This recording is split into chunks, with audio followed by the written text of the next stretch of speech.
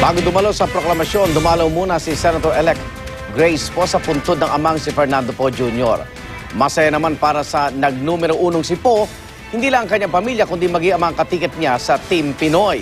Saksi si Tricia Zapra. Inang si Susan Roses at anak na si Brian. Dumaan muna sa puntod ng kanyang amang si Fernando Poe Jr. si Senator-elect Grace Poe Llamanzares bago dumalo sa proklamasyon sa COMELEC Command Center sa PICC. Tulungan niya sana ako magdasal para naman maayos ang trabahong gagawin ko at talagang masukat ng ating mga kababayan ang tulong na may bibigay natin. Sa aking panalangin ay para kung ano man yung ninanais ng aking namayapang asawa at ninanais ng aking anak na maipagpatuloy kung ano yung nasimulan niya.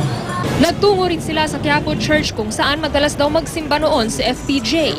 Sa proklamasyon sa PICC, masigabong palakpakan at hiyawan ang narinig ng i-anunsyo ang pangalan ni Poe. Grace.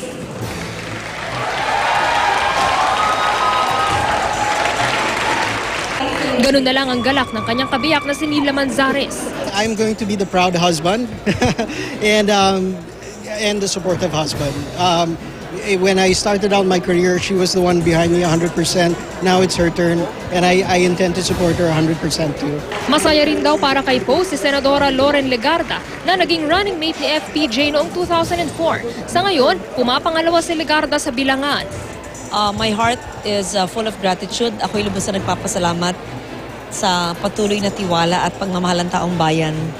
At ako naman ay magbibigay ng prioridad sa mga pangangailangan, lalo na sa kalusugan at sa edukasyon.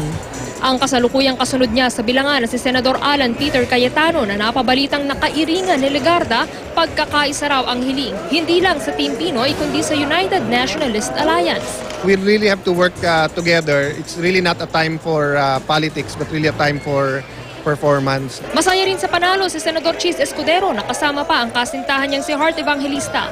I'm so glad that he is where he is now. Prayer is very powerful. Kasama sa 5 kandidato ng Team Pinoy na pasok sa top 6 ng senatorial race si Sani Angara na naniniwalang makabubuti raw ang pananaig ng administration coalition sa eleksyon.